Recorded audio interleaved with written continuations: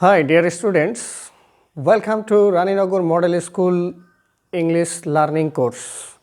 This is Aminul Islam. Hope you are very well and to a T. Today I would like to teach you about the different uses or various uses of auxiliary verb. You know, verbs are the vital element of English sentence. That means to form an English sentence, a verb is must. Without verb, nothing can be sentence, right? So primarily verb is classified into two categories. One is principal verb and the next is auxiliary verb. So today the subject is different uses of auxiliary verb. Now take a look. Auxiliary verb is also called helping verb. Auxiliary verb is also called helping verb, right? Auxiliary verb is mainly classified into three categories: principal auxiliary, modal auxiliary and semi-modal auxiliary, right? Principal auxiliary is also called primary auxiliary. These auxiliaries are also subdivided into three types: be verb, have verb and do verb. Am, is, are, was, were are called be verb. On the other hand, has, have, had are called have verb and do and did are called do verb. Now take a look on modal auxiliaries. Can, could, may, might, shall, should, will, would, must, ought to. These are all considered to be modal auxiliaries. And the next is semi-modal auxiliaries. Used to, need to and dare to. These three verbs sometimes considered to be semi-modal auxiliary. Okay? In this video, I would like to teach you the different uses of be verb, only be verb. Okay? Which are be verb? Am, is, are, was, were. Okay? Now take the examples. I am a student.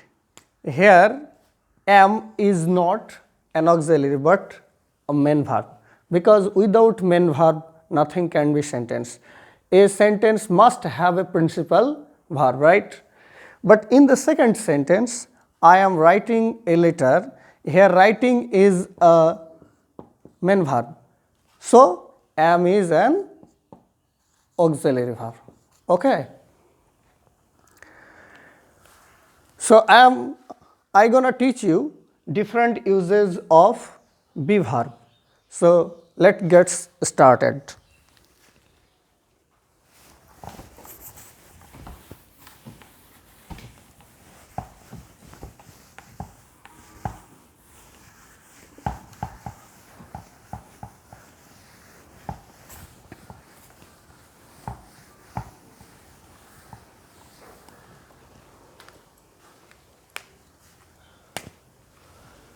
Be verbs.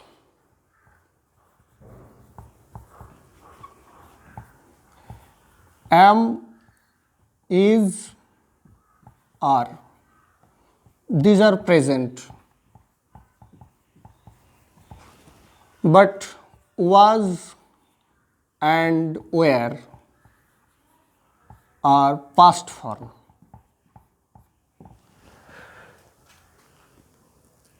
Now see the uses of be verb one by one. Number one, be verbs are used to form continuous tense. What I say? Be verbs are used to form continuous tense. If you use am, is, are with the verb plus ing, it will be continuous tense. If you use was, were with the verb plus ing, it will be past continuous tense. Now take the examples. I am going to school now. This is present continuous tense. Now this example, I was going to school, then. This is first continuous tense. Okay. So the first rule is that, or first point is that, be verbs are used to form continuous tense. Am is are used to form present continuous. Was and were are used to form past continuous. Next, number 2, be verbs are also used to form passive voice. What? Passive voice. Without be verb, passive voice cannot be formed. Now take an example. He was killed by the goons. Here was is be verb and killed is the third form. And according to the rules of passive voice, before the third form of a main verb, be verb should be used to form passive voice. Okay.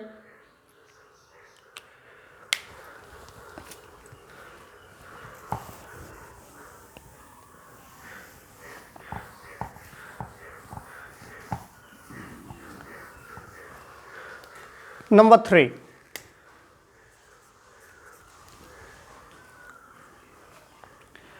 Be verbs also sometimes are used as the main verb of a sentence. It will be clear to you if you follow or if you see the examples. I am a student.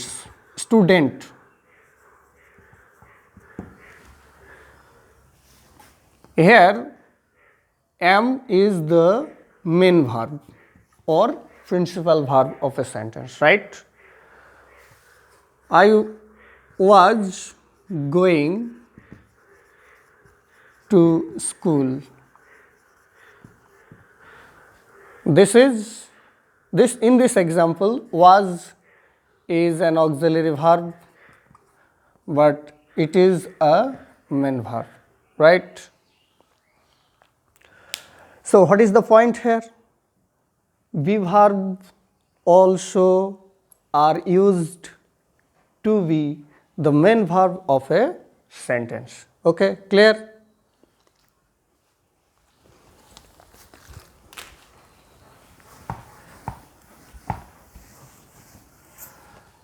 Number 4. Be verbs are used with the infinitive verb to express taking decision or possibility. What I say? Be verbs are used before an infinitive to express taking decision or possibility. Now see the example. I am to go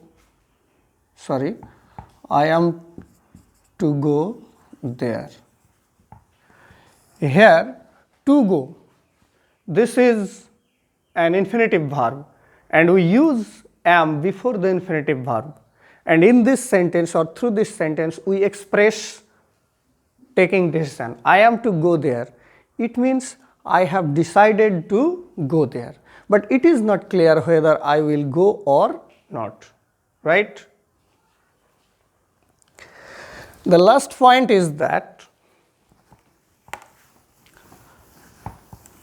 number 5 or last point is that sometimes before the third form of a sentence we use be verb to express perfect tense. Sometimes before the third form of a sentence we use be verb to express perfect tense. Take the example. He is gone. or the sun is set. These two sentences are in perfect tense. Okay. He is gone, সে চলে গিয়েছে, the sun is set, সূর্য ডুবে গেছে। এই দুটো সেন্টেন্সের মাধ্যমে আমরা বোঝাতে চাইছি কি যে বাক্য দুটো প্রেজেন্ট পারফেক্ট টেন্সে আছে। Now see two sentences, he is gone and he has gone.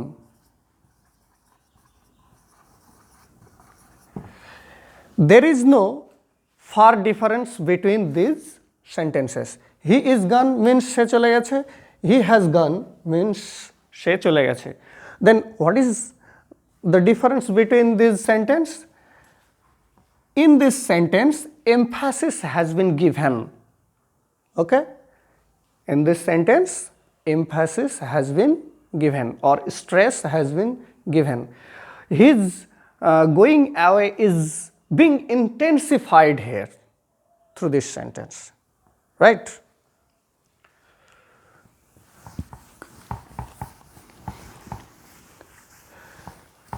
Now I'm gonna write down some sentences. You have to soundly understand or make out the difference between the sentences or among the sentences. Now see, I am to go there. Number 2, I was to go there.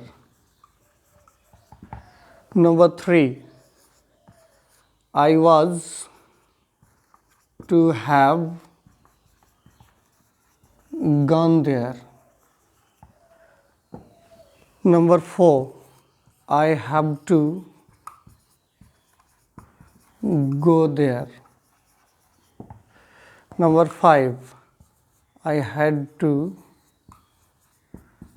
go there. Okay. See the sentences or try to understand what are the differences between or among these sentences. First, I am to go there. This is a simple infinitive. These are simple infinitive. Okay, but in sentence number 3, this is not simple infinitive, but it is perfect infinitive, right? If there is simple infinitive after the verb, if there is simple infinitive after the verb, then you should understand that decision has been taken, but the action is not clear whether it is done or not. I am to go there. আমাকে সেখানে যেতে হবে। এইটার মানে বোঝাতে চাইছে যে আমি যাওয়ার সিদ্ধান্ত নিয়েছি, কিন্তু যাব কিনা সে বিষয়ে পরিষ্কার কোনো কিছু বলা যাচ্ছে না। দ্বিতীয় সেন্টেন্সে বলছে কি আই ওয়াজ টু গো দেয়ার, আমি যাওয়ার সিদ্ধান্ত নিয়েছিলাম কিন্তু গিয়েছি কি যাইনি সে বিষয়েও পরিষ্কার কিছু বলা নেই। Number 3, I was to have gone there, আমি যাওয়ার সিদ্ধান্ত নিয়েছিলাম কিন্তু যাইনি। যদি বি ভার্বের পরে পাস্ট ফর্ম ওয়াজ অথবা ওয়ারের পরে পারফেক্ট ইনফিনিটিভ আসে, তাহলে আমাদেরকে বুঝতে হবে যে সেই কাজটা করার সিদ্ধান্ত নিয়েছিলাম কিন্তু করিনি। আর যদি বি ভার্বের প্রেজেন্ট ফর্ম অর্থাৎ অ্যাম ইজ আর এর পরে ইনফিনিটিভ আসে, সিম্পল ইনফিনিটিভ আসে, তাহলে বুঝতে হবে ডিসিশন নিয়েছি কিন্তু কাজটা করব কি করব না পরিষ্কার নয়।